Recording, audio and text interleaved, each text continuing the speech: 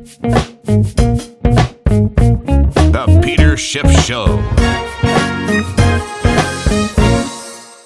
This morning, the government released the most important, the most highly anticipated economic release of the month. At least that's what everybody who trades just about any market believes, and that is the non-farm payroll report, the official scorecard on job creation and unemployment. This time it was for the month of September, the final month of the third quarter. And of course, we're still waiting the GDP estimate for the third quarter. By the way, the Atlanta Fed, which continues to do the interest rate limbo, lowered the bar yet again today on Q3 GDP, which was 3.8% a month ago, when Janet Yellen talked about how the case for a rate hike had been strengthening. And as of today, the Atlanta Fed is now down to 2.1%, down another notch. They're still politically trying to keep the estimate above 2%, although by the time we actually get the data, I expect it to be south of 2%. But the important news today was the jobs numbers, and people were looking for a strong report. I think the consensus was around 170,000 jobs, but most people were talking 190, 200. There were even some people that were looking for a number north of 200,000, and we got 156,000 jobs, which was certainly below what people thought. It was a little better than the prior month, which was originally reported at 151. They actually revised it up to 167. So now, based on the revised number, it's actually worse than the prior month. Now, even though they revised the prior month up, they revised the month prior to that one down. So the net effect of the revisions was a subtraction of jobs. Not that many, but it was a net subtraction. But this month was disappointing. The unemployment rate, which was supposed to hold steady at 4.9, actually ticked back up to 5%. So now we got an unemployment rate of 5%. Average hourly earnings were supposed to rise by 0.3, following a smaller increase in the prior month of 0.1, which was unrevised. But this month we just got 0.2. So not quite as big a gain as everybody thought. This was not a good report. And anybody who thought the Fed was going to hike rates in November, and I don't know what they were smoking if they thought that, but they clearly don't think it anymore. In fact, even the Fed lapdog, Hilsenrath, over at the Wall Street Journal, said that today's jobs report took a November hike off the table. I mean, I would suggest that the November hike was never on the table. To the extent it was there, it was only in the imaginations of people like Hilsenrath. But Hilsenrath says now, well, if the Fed's going to move, the most likely time would be December, but it's not a sure thing. And that's an understatement, because the fact is the Fed is much more likely not to raise rates in December than raise them. But once again, you need to know the rest of the story, as Paul Harvey used to say, when it comes to the jobs numbers, because the headline doesn't really tell the story. You always have to look beneath the surface, which pretty much nobody wants to do, maybe other than me and a few guys over at Zero Hedge, right? They always do a good job of pointing out what's really going on in the jobs market. Number one, the big news was the net creation of part-time jobs. And I've been saying this for a long time, that the big story is that we are simply replacing full-time jobs with part-time jobs. And when employers are hiring part-time people, they need more part-time workers because each one works fewer hours. So you're always going to have net job creation when you're transforming the economy from full-time to part-time employment. And that was clearly the case this last month, because if you look at the household survey, according to the household survey, we lost 5,000 full-time jobs in September and added 430,000 part-time jobs. So I would venture to guess that pretty much all of the net increase, the 150-odd thousand jobs, all that net increase is in part-time work. And if you look at the large jump in the number of multiple job holders, because the government reports that, the number of Americans who are holding down multiple jobs. And there was a big jump in September in the number of Americans that have more than one job. So obviously what's happening is people that have one job are getting a second job, or people that have two jobs are getting a third job. Obviously, if you've got two jobs and you get a third job, that third job is not going to be full-time. You don't have time for a full-time job when you're already juggling two jobs. So these are part-time jobs, and that is the problem. And nobody really wants to discuss this, but that is the reality. And also, again, when you look into the composition of the jobs, right? Where were they created? What kind of jobs were people able to get? And where were they, right? Healthcare and education, retail trade, leisure and hospitality, temporary help. I mean, these are where all the part-time jobs are. We lost manufacturing jobs, 13,000 jobs. We lost jobs in transportation and warehousing. We were flat in mining. Information technology, that dropped, or no, that we gained 1,000 jobs.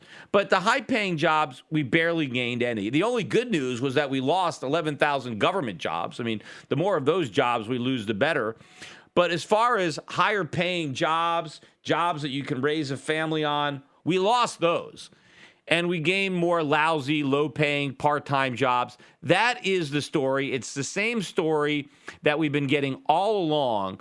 And all it shows me is that nothing has changed, right? The job picture is not any brighter. Yes, the labor force participation rate did notch up a bit this last month. I guess as all these part-time people re-entered the labor force, it ticked up a smidgen, but it's still extremely low. But to me, if the Fed has been reluctant to raise interest rates because of the lack of participation in the labor force, because of the preponderance of part-time jobs and low-paying jobs, if that's really been the reason they haven't raised rates, then that hasn't changed, right? That's exactly the same as it's been.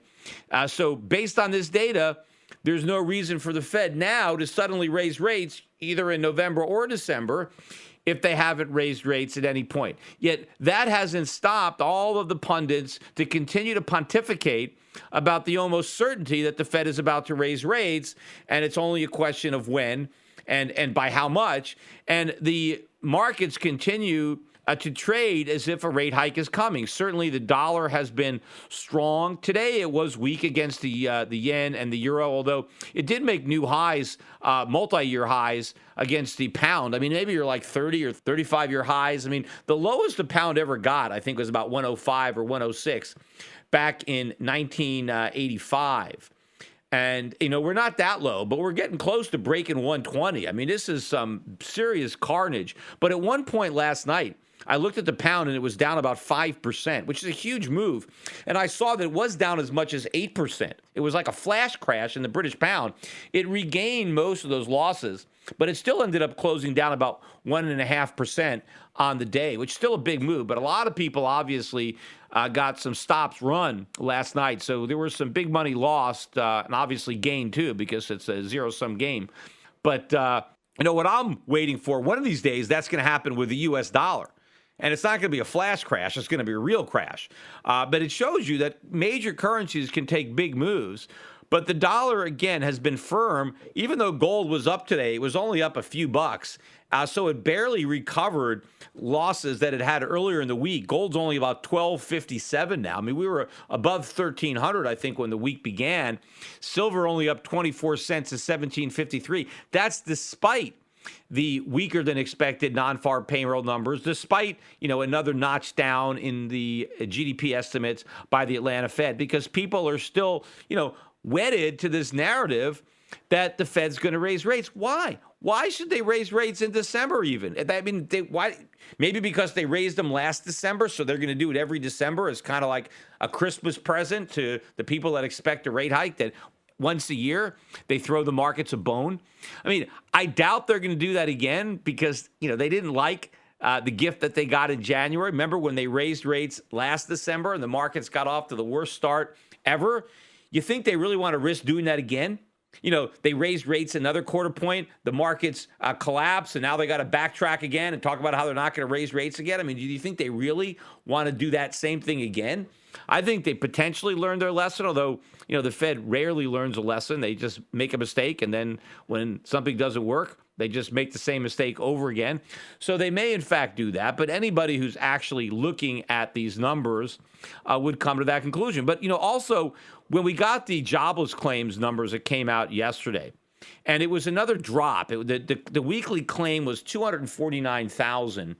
And I think that was, again, the lowest level in, I don't know, like 40 years or 45 years. I mean, some crazy amount of time, right? We've never had weekly claims this low in almost the entire time I've been alive, right? And when that number came out too, there was a spike up in the dollar, and gold dropped about 10, 12 bucks almost immediately because, this was proving that the Fed is going to raise rates because the unemployment claims are so low. Look, they've been low for years. I mean, this is not a new thing. Just because this is a new low for 45 years, I mean, we were almost there. I mean, it's only a couple of thousand claims lower than the new low that we had the week before. I mean, if the Fed was going to raise rates because of low unemployment claims, then why did they raise rates years ago? Because this has been going on for years. Now, everybody is looking at these numbers at face value. But how can it be? I mean, does anybody really think that we have the strongest labor market, the best labor market in like half a century? Does anybody really believe that? Of course not. I mean, if Hillary Clinton believed it, she wouldn't be running as an agent of change. She would be 4 more years. We want to continue this great economy. We want to continue these great policies because we've got the best labor market in 50 years. She doesn't believe that. She's a change maker. So why are the unemployment claims so low, right? If the labor market is really as weak as I think it is, why are so few people filing for unemployment? Now, I've made this argument before, but I'm going to make it again, because not everybody hears every one of my podcasts. But there are 3 main reasons that I believe that the unemployment claims, the weekly claims, are as low as they are. One is the low level of hiring that has actually taken place over the past, 8 years or so. Because in order to lay workers off, you first have to hire them, right? You have to hire somebody before you can fire them. And to the extent that companies aren't hiring a lot of people, then they're probably not firing as many people. And so that's probably why fewer people are collecting unemployment checks, because fewer people are being hired, so therefore fewer people are being fired. There's not as much turnover in the labor market. And I would say that a lack of turnover is probably evidence of a weak labor market, that you're not getting a lot of people hired, and so you're not getting a lot of people being fired, right? I mean, because not everybody that you hire work out. So sometimes you hire somebody and you realize it was a mistake and you let them go, and then you hire somebody else. Maybe they don't work out. Maybe it takes a few shots before you find the right guy. So people move around. They go from job to job. That's not happening, right? You're not getting as much dynamism in the labor market because you're not getting as much hiring. But there's a second reason, and that is the proliferation of independent contractors in the world of Uber, right? So if you're an independent contractor, you don't have a job, right? You don't get hired in a traditional sense. You have a contract with a company, right? You contract with them and they agree to pay you maybe a weekly or a monthly fee for some service that you may be providing, right? And the service may really involve your labor, but you're not selling your labor as an employee and getting wages. You're an independent contractor and you're like your own company, and you are contracting to provide a service, which is basically your labor, to another company. Now, if a company decides they no longer need your services as an independent contractor, they just terminate the contract and they say, thank you, we don't need your services anymore. Here's notice that in 30 days or 60 days, whatever your agreement is, we no longer are contracting with you. So that individual has lost his job, right? His independent contracting job. He's lost his livelihood. But what he can't do is file an unemployment claim because you're not an employee, right? You're a business, and your business has just lost its customer. So since I think there's a lot of people now that are independent contractors because they really couldn't get jobs. So they decided to become an independent contractor because they couldn't find an actual job. So they started contracting and getting odd jobs. Well, they now lose those jobs and they don't get unemployment benefits. So that's a reason why the claims are lower. And now there's a third reason. You have a lot of people now that have 2 and 3 jobs. And so many times when somebody is losing a job, they're not unemployed. They still have 2 other jobs. They've lost 1. Now, there are ways that you can lose a second job and still claim unemployment, even though you have a job and you're working. And there's various formulas.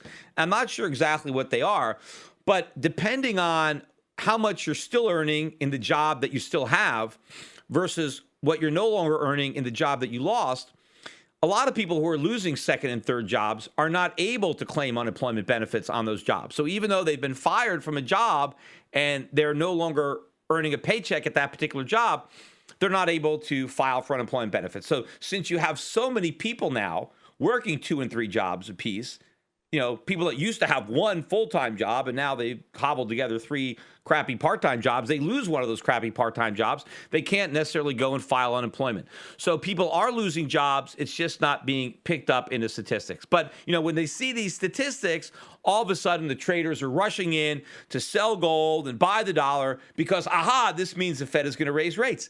No, it doesn't. I mean, we've had statistics like this for years. And apart from December of last year, none of them have resulted in the Fed raising rates. So why does, everybody always assume that, it's going to be a rate hike?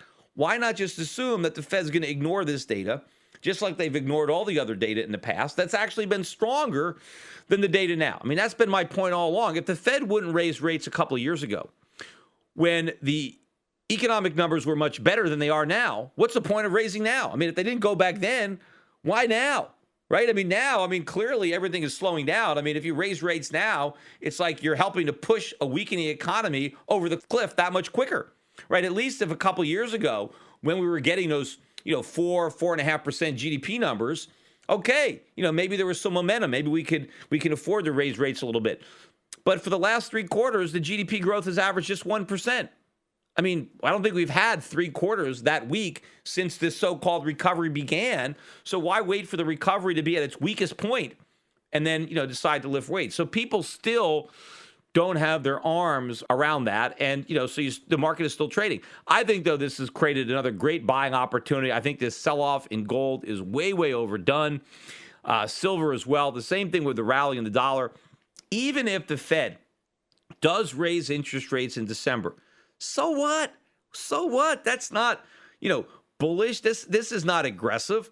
The only thing that's bad for gold is, if Yellen goes Paul Volcker and decides to really jack rates up so that real rates spike up. That would be negative for gold. But just a 1/4 point rate hike, that's, if you look at the rate at which CPI measured inflation is accelerating, the price increase or inflation rate, if you want to call it that, is going to be rising faster than any Fed rate hike. The Fed is going to be behind the curve the entire time, meaning that anytime the Fed raises rates, real rates, which is the inflation rate minus the nominal interest rate, the real rate will be falling. So real interest rates are going to fall even if the Fed hikes nominal rates slightly. Right? So falling real interest rates are going to be extremely bullish for gold and bearish for the dollar. And that's what people have to understand. In fact, if you look at some of the strongest periods in the gold market, it comes when rates are rising, not when rates are falling. And in fact, if you look at bond yields are picking up, they were up again today. Oil prices were back above $50 a barrel for much of yesterday and today. They closed down today, back at 49 and change. But oil prices have been rising now. Long-term yields are rising. This is indicative of an inflationary environment that is just beginning. And while I'm on the subject of inflation, let me talk about Alan Greenspan's interview on CNBC this week, where he once again used the ugly words stagflation. This is Alan Greenspan's forecast. He says that the economy is entering into or has already entered into a stagflationary environment, and that is slow growth or recession coupled with elevated inflation. That is the best possible environment for gold. So, you have all these people that want to believe Janet Yellen and all the good things that she's saying about the economy. Well, why is she any smarter than Alan Greenspan? I mean, everybody loved Alan Greenspan when he was the Fed chairman. He was the maestro. It's the same guy. He's older now, so he should be a little wiser in theory than he was back then. So why even care what Janet Yellen says or even Ben Bernanke? Look at Alan Greenspan. Why isn't his words as valid as Yellen's? And he's saying some very, very negative stuff with respect to the U.S. economy. And I would tell you that of all the people who have been in the Federal Reserve since Greenspan, which would mean Greenspan, Bernanke, and Yellen, Greenspan is by far the most knowledgeable when it comes to understanding economics, understanding money. In fact, I think that Greenspan knows he made a bunch of mistakes when he was Fed chairman. He knows that. Ben Bernanke is still clueless, as is Janet Yellen. I think he knows how much he screwed up, and he knows how much Yellen is screwing up and how much Bernanke screwed up, and he's just reluctant to call them out for it because, of course, when you live in a glass house, you can't throw stones, and, he's got a lot of blood on his hands, too, when it comes to the damage being done to the U.S. economy. But he knows it, and I've said this all along, that I thought that Alan Greenspan knows how bad the problem is, and that's why he's talking the way he's talking. I mean, he is still sugarcoating it, right? He doesn't want to be an alarmist, but he's saying stagflation. And that is horrible economic news, but it's great for the gold market. And so why are people paying attention to what Yellen is saying, but then ignoring what Greenspan is saying? They should be paying more attention to Greenspan because he's got less political pressure on him, and just completely ignore anything that's being said by any current voting members of the FOMC who are very, very political in their agenda and in their rhetoric. But probably the most interesting comment from Alan Greenspan was when he started to talk about the economy and this whole idea about the new normal, because everybody wants to pretend that, for some strange reason, we don't have the type of economic growth we used to have. Some people want to blame it on, automation or computers or whatever they want to blame it on. But Alan Greenspan blames the right culprit. Alan Greenspan said the reason that the economy is growing slowly is because we have inadequate savings. And he said, because we have inadequate savings, we don't make the capital investments that savings finance, and we don't have the increasing labor productivity that we would normally have. And he's 100% right. That's exactly what I've been saying. And I don't think that he knows that because he's listening to me. He knows that because he knows it, just for the same reason that I know it. I mean, he's an Austrian economist. That's who he is. He was an Ayn Rand guy. He's a gold bug from, before I even, knew what gold was. So he's a smart guy. And so he comes to the same conclusions that I do when he looks at the economy. The problem is a lack of savings, right? There's not enough real legitimate capital investment. We're not increasing productivity. And that's why the economy is weak. I mean, it's not rocket science. And he said that without increasing productivity, not only are we going to have slow growth, but we're going to have higher inflation because we're not going to produce as much. So we have more money chasing a diminished supply of goods, and we're going to have this, stagflationary economy. But where I disagree with Alan Greenspan is where he blames it. He puts all the blame on Congress and Congress's failure to address entitlements and his failure to rein in entitlements. And, he's been saying that. If you go back on my Schiff Radio website and look at the letters that Alan Greenspan wrote to me in 1987, this is right after he became Fed chairman, and he immediately is confronted by the stock market crash. And instead of allowing the market to function, he intervenes with some cheap money and tries to prop up the market. And I call him out on it. And, he's, responds to me twice. But one of the things he points out, and you can read both these letters on my, Schiff Radio website, just look for them. But he says, look, the important thing is that we get Congress to rein in entitlements, right? We got to get a handle on the deficit, and they've got to cut back on entitlements. That was 1987. They haven't done any of that. So he's been talking about, well, it's Congress's fault. They got to deal with entitlements. They're never going to deal with entitlements as long as the Federal Reserve gives them an excuse not to, gives them an out. See, he's saying the reason that we don't have any savings is because the government is crowding it out. The government is borrowing all this money to pay for all these entitlements. And because they're doing all that, we don't have any savings and we can't have capital investment and we can't have productivity growth. So it's because of Congress and its failure to deal with the deficits and entitlements. And that's why the economy is weak.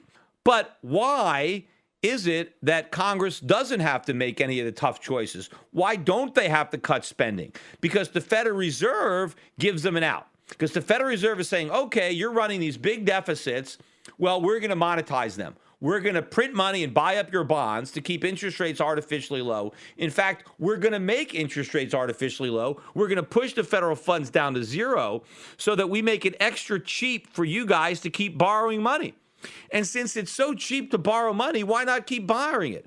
I mean, if the Federal Reserve did not cooperate, if the Federal Reserve refused to buy any U.S. Treasuries, and if the Federal Reserve refused to reduce interest rates, what would happen? The government would have to cut spending on entitlements. They'd have no choice because it'd be impossible to finance the spending without the cooperation of the Fed. So on the one hand, you have Alan Greenspan saying it's the government's fault because they're borrowing too much money and they're not addressing entitlements. But the only reason they're not doing it is because the Federal Reserve is making it all possible. The Federal Reserve is the enabler of all this bad behavior. And the whole point of having an independent central bank is so this doesn't happen. Because this is all politics. Why don't politicians want to deal with entitlements? Because the people who feel entitled won't vote for them. If you say, I'm going to cut Social Security, I'm going to cut Medicare, you're not going to get reelected. So Congress will never deal with entitlements. Now, the whole point of the Federal Reserve is these guys don't stand for election. They're supposed to be able to do things that are unpopular. Now, they can't directly cut Social Security or cut Medicare, but what they can do is refuse to monetize the debts, allow interest rates to really spike up, and now there's a crisis. And now the government is forced to make cuts because they have no choice. But as long as the Fed spares the government that choice, as long as they spare the economy the negative consequences of higher interest rates, then there's no political pressure at all on the Congress or the president to ever do anything. So for Greenspan to simply blame Congress and not say a word about the Federal Reserve is ridiculous. And of course, obviously it's self-serving because if he's going to criticize this Federal Reserve, he's got to criticize himself because he was an enabler too. It's just that now the policy has been expanded to a degree that I'm sure Alan Greenspan himself never contemplated, that rates would be at zero for this long and that we would be on the verge of actual negative interest rates. Negative. I mean, can you imagine how much the U.S. government would benefit from negative interest rates given how much money they borrow? You imagine if we had to pay the government to borrow money? How much they would borrow? I mean, look at how much debt they racked up when they had to pay interest on it. Imagine how much more money they would borrow if they got paid to borrow it, if there was a negative interest rate. So this has gone from the sublime to the ridiculous. But Alan Greenspan doesn't want to call out the Fed. But if you actually understand what Greenspan is saying, if he's going to blame the problems on a lack of savings and too much deficit spending, you're pinning the blame right on the Federal Reserve. And of course, how can you not look at the fact that interest rates are zero as a reason that nobody's saving? He is bemoaning the fact that not enough people are saving. Why would anybody save in a zero interest rate world, especially when inflation is positive, which means you have negative real interest rates? Why on earth is somebody going to save? So he's saying we don't have enough savings. Well, duh, look what the Federal Reserve is doing to punish savers. So it all begins and ends with the Fed. Greenspan makes it out like, well, the Fed has no choice, that whatever deficits Congress decides to run, the Federal Reserve has no choice but to, hold its nose and monetize it all because they can't force any of these bad decisions on Congress. They don't want the country to have to deal with the short-term consequences of higher interest rates. But of course, that's exactly what they're there to do. If they're going to be independent, and when you want to audit the Fed, they say, oh, we can't audit the Fed because we don't want to sacrifice our independence. What independence? They're not independent. They're a bunch of political hacks. They never take any action for the long-term good of the country. That's what they're supposed to do. Politicians think short-term. They think election to election. The central bankers are supposed to think about the long term, and they're supposed to force vote-seeking politicians to do the right thing because they have no choice. Instead, all they do is help all the incumbents get reelected, and they've totally failed their job as an independent central bank, which is another reason why it's not just that we should audit the Fed, that we should abolish the Fed, because there's no practical reason for their existence.